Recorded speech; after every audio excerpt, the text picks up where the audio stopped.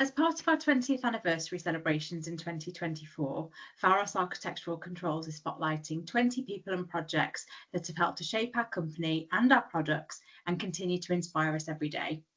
Michael Grace from Pharos and I are excited today to be joined by Alan McIntosh from Mulvey and Banani Lighting to talk about his experiences with Pharos products and some of the projects that have brought the tech to life. Hello both, welcome. Thank you so much for joining. Hello, and thank you for having me. Hello. No worries at all. Alan, I think it would be only right and proper to kick off by asking you to kind of introduce yourself and maybe give us a bit of an overview of your sort of career history. Yeah, definitely. My name is Alan McIntosh, and I'm a VP and partner at Mulvey and Banani Lighting in Toronto, Canada. I've been with Mulvey now for 14 years. My career started or sprung out of university. I worked in television and film, and then progressed into theatrical design and lighting and technical support. I was a theater technician and a touring technical director for 10 years prior to joining Mulvey and Banani, where I got a large offering and a lot of experience with dynamic-based lighting shows, but also the touring aspect of things allowed me to think outside the box and push those boundaries, because the touring company that I was part of, their mandate was to take their professional shows to the outskirts. So part of their grant writing was to take arts into cities and towns that didn't normally get performances. So we could be in a 2,500 soft seater one night and then be performing at a high school or a Legion the next day, and having to put on that same show. So I was able to think on the fly and be able to generate and set up a tech experience that would provide the viewer in the remote area the same experience, or try to give them the same experience as the people did in the big city soft seat theater. I feel that has provided me a lot of experience and a lot of knowledge and a lot of ability to, again, think outside the box and push those boundaries, because I'm not looking at one avenue of delivering a project. There are multiple ways to get to the same goal and provide the same experience to people. From there, I've been, again, I've been with Mulvey for 14 years. We've had a lot of experiences. Our bread and butter are corporate interiors, but we do a lot of facades and a lot of bridges and a lot of urban design and a lot of urban development, a lot of dynamic-based projects, which I'm sort of partial to. We've been able to work on big worldwide stages in terms of projects and being able to share our knowledge and our talents with the world on certain projects. And then we have small little art installations and festivals and that sort of thing. So we run the whole gamut of lighting, really, from small public art installations to large wonders of the world. Is that good? Fantastic. No, that's great. It's a really sort of strong understanding of some of your motivations from your early career and how that's kind of impacting how you're approaching projects in your current role. So that's a really great overview. I guess like the next thing is how did you sort of come into contact with Pharos? I mean, it makes sense, being in a sort of dynamic lighting world, that Pharos would come into your sphere of, of reference. But how did you first come into contact with Pharos, and what was that experience like? My first, I don't remember what project it was specifically, but I had always known about Pharos from my earliest days joining the architectural lighting field. So we were using them on our standard dynamic controls projects where there was a little bit of DMX here or there.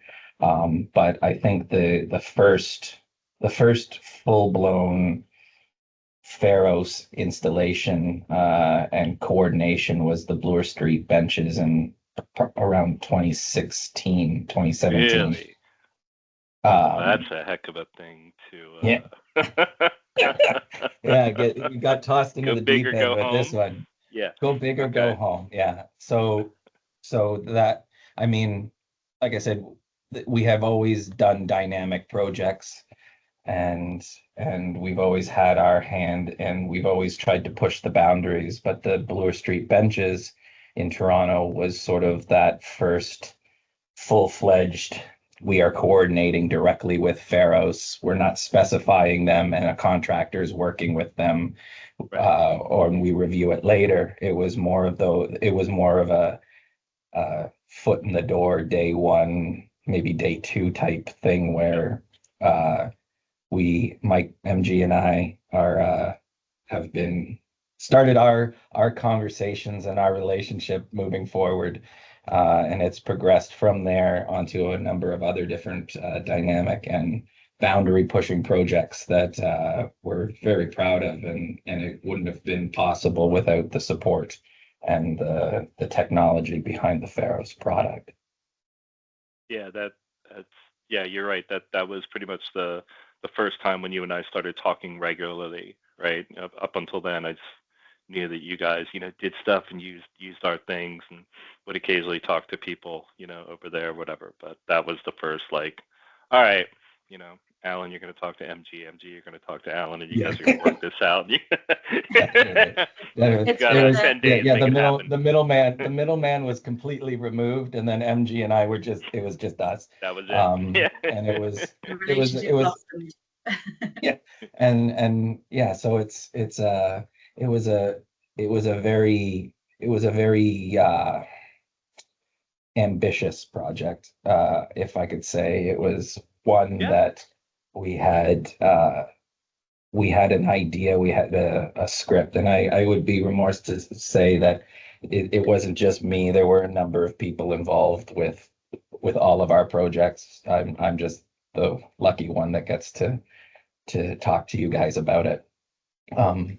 But it was what I jokingly call our sensor phase, and it was a design. It was a design competition that we teamed up with a local landscape architect, DTH, and designed a bench that were. So by the end of the project, there were 63 benches installed along Bloor Street. So for those who aren't familiar, Bloor Street is sort of like our Fifth Avenue style street, where there's a lot of high-end retail, but there's a lot of foot traffic, a lot of tourists, a lot of locals, but everybody's just moving a mile a minute, and there was nowhere to sit down. There were a lot of restaurants, but nobody could get takeout and go anywhere. It was just street traffic and foot traffic. So the local Business Improvement Association, the BIA, reached out and did this design competition of what would be possible. So we and DTH won the contest, and the concept behind the award was an urban fire pit. So fire pits bring people together. They're a source of community, a source of warmth. And so we designed these benches with an engraved etching with it in the flame of fire. And then we had integrated lighting within the benches that if the visitor pushed a sensor, would transform the static look into a dynamic flame flickering look. And then from there, it would play for 2 or 3 minutes, and then it would revert back to its static look. So each bench contained a localized controller, but also had the ability to be what's the term, MG? I guess Overridden. overwritten. Yeah, so the Yeah. local program could be overwritten by there were thick head end controllers in the electrical rooms that were feeding these benches, and the local control could be overridden by these head end controllers should there be a need to just change all of the benches at once. So instead of going to 63 benches, the operators could go to 6 locations, upload a new program, and all of the benches would or should change. But so each bench also, so the show on each local bench has an astronomical calendar, and it was programmed for the next 10 years, and it had selected programs and scenes based on what the client wanted. So there was a Father's Day, a Mother's Day, a holiday, Easter, Halloween, just whatever calendar events they wanted, and all of the benches would trigger on that day at that time, and all 63 up and down the street would be in uniform illumination. And then from there, each bench had the ability to push a sensor, change to fire, change back to whatever static look it was at that time. And then the client decided they wanted to throw in a quarter hour show. Yeah. So every quarter, yeah, every quarter hour, all of the benches change to a fire effect, regardless of whether somebody's hit the sensor or not. And then it would revert back. So this is up and down Bloor Street, and it's still working. They're working on, there's a couple of repairs, as you can imagine, on a busy street in Canada. But everything seems to be working well and continuing to do what it needs to do. Yeah, that was a really interesting project. I feel like the time we were doing it, I know it was one of the larger projects I had done, right? Helping somebody Yeah. out with, and I'm not normally exposed to the sort of things, but um, I still think to this day it's one of the largest deployments of single controllers, all just doing their own little thing in the scale of a big project, short of a citywide something or whatever. Yeah. Because the Yeah. other thing is important to note. I mean, Bloor Street is not one block, right? It's almost 4 blocks, isn't it? Or Yeah. it's like Yeah. 3. Like It's it approximately spans a between 4 and 5 blocks. Yeah. yeah, It's it an spans a extensive. good area. And then I remember the other cool thing we did with the head end control. It was like, okay, well, maybe if they think of a color or a special event, we win the World Series, whatever it is. Um, we'd like to be able to do this thing from the head end, so a tech doesn't have to spend hours going to each bench, because they had made the benches very secure, right? And so it required a certain amount of labor to get into where the electronics was, because obviously they need to be protected from the elements and vandalism and all this sort of jazz. So they'd done a really good job with that, but that also meant it was a kind of like, well, we would kind of only want to program this once, and we don't want to, whatever. So the head end thing, that was easy enough or whatever to make those controllers talk to everybody else. But the one of the cool things, I can't remember if I came up with this or whatever.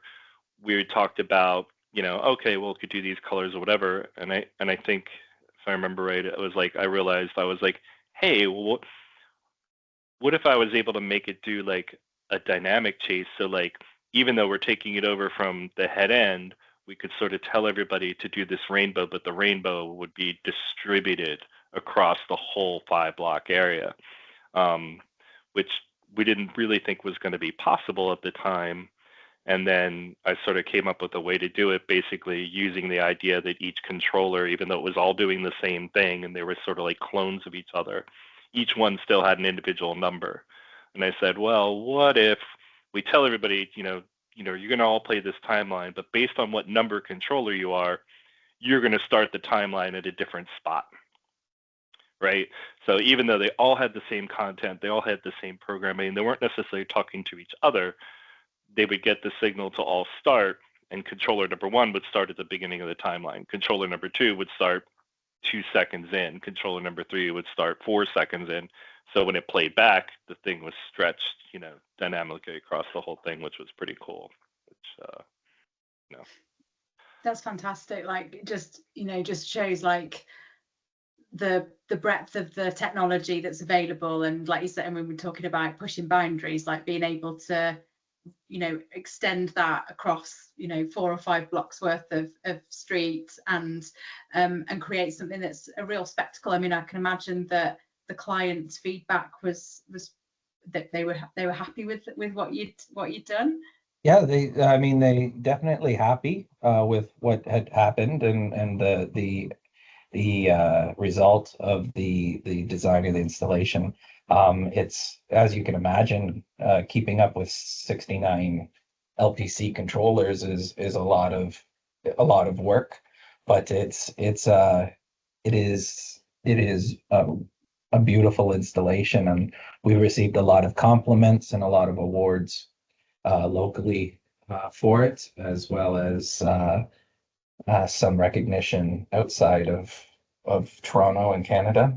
But it has definitely been one of those ones that we've sort of earmarked in our portfolio, because it's one of those ones that sort of pushes and shows our capabilities, and that we're not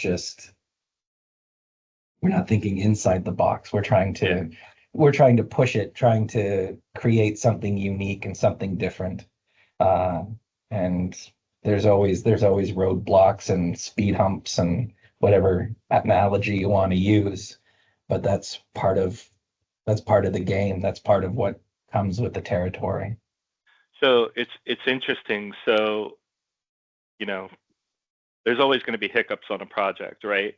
But because you had to interface with a lot of different trades and people and entities and whatever, right? There were some a higher percentage of hiccups, right, on this project that you had to work through, and occasionally you get my advice on certain things when it involved the Pharos or whatever. But I find it interesting. Both you and I come from previous, production and live event backgrounds, and I find that, and I think that's why you and I sort of gelled so well. People like us, we always have not a plan A, a plan B, a plan Z, but all the way like double Z. Yeah. Like this will not fail. The curtain was absolutely going to go up at 8 p.m. This is going to be working. Like, there is no option. Whereas, sometimes in the architectural realm, you don't have quite that drive, right? On certain projects, it's like, oh, it's not working or whatever. Yeah. It's like, no, we're gonna figure this out. We're gonna get past this. And so 100%, and I agree with everything that you just said, and that's the beauty of it, is that there were hiccups, there were problems, but I'm a big proponent of being open, and let's have an open conversation, and MG and I would talk on the phone and come up with plan A's, plan B's, plan C's, D's, E's, F's, and G's, and then it was but those conversations were what helped progress the project, because it was those weren't conversations after the client. Those were conversations before it was, okay, Mr. Client, we have this problem, but here are all of our options to fix it, and we're already looking into A, B, and C, but if those don't work, here's D, and here's what's going to have to happen.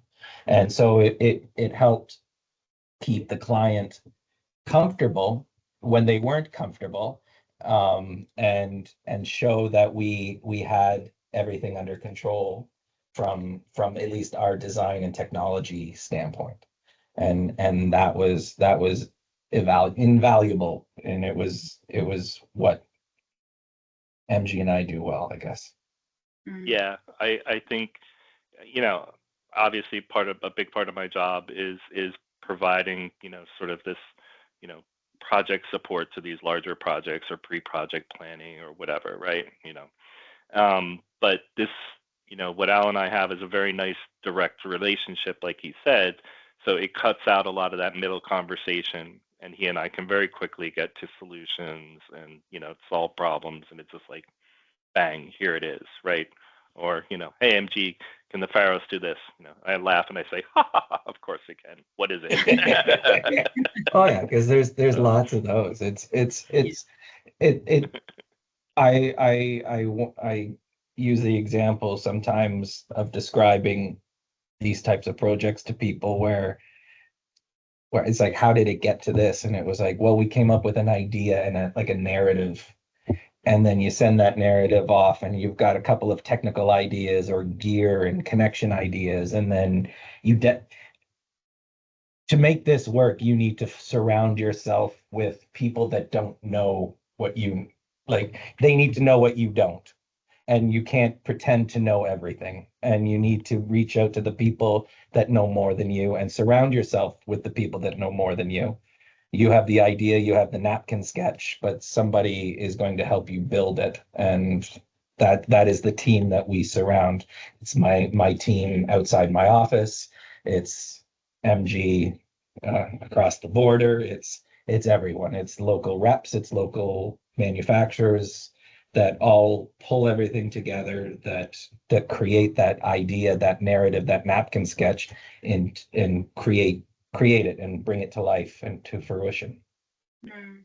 Yeah, it feels very much like collaboration is like at the heart of, when you want to push something on, in terms of a design or a concept or an idea, like you say, and between you and your wider team, you've done that, and that's like a demonstration of it for sure. Yeah, I mean, especially when it comes to projects like Alan's team does, these, absolutely, have they lit in the front of buildings and, delightful colors and whatever, sure, but I consider that the easy stuff, right? But these more interactive, artistic, type things, it's important, I think, to have that communication, so you make sure you're delivering the thing you want to deliver in the way that you expect, right? When it comes to pushing boundaries, night shift to me, that was definitely interesting, right? You want to talk a little bit about that? Yeah, one? I can do that. Night Shift was a public art installation in Toronto, a university in Carleton. It was an old, well, not an old, it still is a school, but it used to be a chain link fence between the schoolyard and the sidewalk. And so the city and the Toronto School Board had put out a design competition again, and one of our friends and artists that we collaborate with a number of times, Derek Revington, won the competition. And what Night Shift is a panel glass wall, approximately 82 feet, 25 meters long. So the panel glass is double-sided, and then we have approximately 82 feet of linear lights mounted to the top, RGBA, and there's a background that plays in the program, and that's always on. So it flickers and it plays with the glass. So the glass has different textures and opaqueness. So it has a very ornate, very 3D. Yeah. Gradient. A lot of depth to it. Yeah, it had a lot of depth. And so what we also did, Night Shift is also one of those projects during what I'm calling our sensor phase. And we had 2 sensors at the north end and 2 sensors at the south end. Excuse me. And what happened was the artist's vision was this background, and then as people walked by the wall, a panel of color would follow them down the sidewalk or up the sidewalk. And so what we were able to do was with these sensors and with MG's help again, MG was the first person I called, was if somebody triggered sensor 1 and then sensor 2 in a certain amount of time, depending on if they walked slow, medium, or fast, a band of color would shoot across the wall and follow them as they were walking that way. And if somebody triggered sensor 4, sensor 3, it meant that it was going the opposite direction. And so what happens on a busy day is that you've got these bands of color that are now overlapping and following these people as they walk on the sidewalk. But it was really the conversations and the coordination with Pharos that made this a success, because the lights were just doing what they were told, and the glass, everything looked the way it was supposed to, and everybody was very happy with the aesthetics of it. But the difficult thing, and the thing that took the longest time to work through and develop, was the triggering of these sensors and figuring out what direction everybody was going. And was it a person? Was it a squirrel? Was it a car? Was it all of these different things? So we needed to calibrate the sensors, but we also needed to know, we had to narrow down how fast the bands were going to go, because we couldn't have infinite. Nobody walks the same speed, nobody walks the same way. So we had to narrow down what was going to happen when somebody walked by these sensors and triggered them in a certain direction. The other thing that we were able to coordinate and program with MG was if you were walking southbound and triggered sensor 4-3, the controller would ignore 2-1 when you got to the other end. And the opposite way, it would recognize that you triggered 1-2 and you were walking northbound. And once you passed 3-4, it would ignore it knew what direction everybody was going based on the sequence of events. But we were able to narrow down a slow, a medium, and a fast speed. So if somebody triggered the sensors within that time frame, the fast would go, or medium or slow. And it was one of those ones where it was a lot of hiccups and a lot of back and forth and a lot of tuning and a lot of commissioning and a lot of late night phone calls and early morning meetings but it's what yeah, but it's one of yeah, but because it doesn't happen all the time. I'm assuming MG doesn't mind. And What else am I going to be doing? Yeah, it's not like you have a family or anything, but it's I have a headset. Yeah. I can cook and talk at the same time.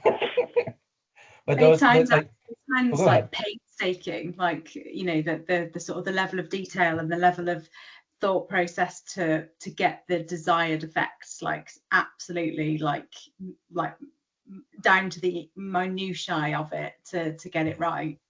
But again, it was one of those things that it was an artist rendering of the wall, and then we had markups of where we were going to put sensors, and then there was a narrative, and we had ideas of how it would work, but there was no way without MG's involvement that we were going to be able to achieve it, because it was his knowledge base of the technology and the equipment that helped us solve some of our problems. I mean, my teammates and I would have been scratching our heads. Without him, we don't know. We'd still be there. Yeah, just math. Just all right. You come up with the clever ideas. Just pushing buttons. Just pushing buttons as people walk by, and we'd be there. Well, I remember in the beginning. I remember in the beginning, it was like when like the sort of the rough idea was, you know, described to me. I remember, you know, people were like, "Oh, but you know, we're only going to be able to do, you know, this much or whatever." And I was like, "Yeah." I was like, what if we did this? And then I remember I came up with that one way that they ultimately didn't quite give the visual look that they wanted, but I was like, oh no, I can make it do 50 waves. Watch, right? And and I coded it in like a night or whatever, and then I was like, okay, here it can totally do this, but they had wanted way more control over the actual like waves themselves. So like the artist actually like designed waves. It was more than just a piece of color. It was like a whole like wave of color, very very specific that would obviously work with the backgrounds and things. Like everything was very harmonious when it came to that. And so I was like, all right, fine, but I'm gonna keep this because I know how to do this now. And then I had initially, and I can't remember if this was the spec or it just wound up this way, or organically we were like, that's not ideal. I had initially made it track the person's walking time exactly, and they were the waves were playing back exactly at their walking speed. And then later they're like, nah, just make it 3 ranges. I'm like, come on, man. Like, well, one of the issues, not an issue, because it did exactly what it was supposed to. But one of the reasons why it came back to those 3 things. Speed is not constant. Right, but as you walked by, as they were walking, and we stood and watched as they were walking by, they weren't expecting a band of color, so they would stop and look at it. And it would continue on past them. Interesting. And so it was doing exactly what it was supposed to. It was capturing their attention and decorating and doing everything it was supposed to. But that exact speed was catching people off guard, and they were stopping or slowing down or looking because sometimes out of the corner of their eye, it felt like somebody was following them. Okay. Oh, that's funny. That's amazing. Yeah. Or they would trigger it and stop and take a picture, and that was awesome. Yeah, I remember too. It was cool because like it wasn't until maybe you guys were like the second, like out there at night, like maybe during the second week when things were getting much closer to finished, that I even saw a picture of what this looked like at all. And I was like, oh, that's crazy. Yeah. Like I was doing this whole mock-up with just basically like a line of dots, and I had no concept of like the glass and the panels and everything else. It was pretty funny. Like I'd seen the renderings obviously, but I was also focused on waves and everything. It was just like, I was like, oh, that looks really good. And I was like, that's really big. I mean, it was like a shot of like installing the glass, and like maybe you or somebody is standing there, and then it's just these giant panels. I was like, whoa. That's pretty cool.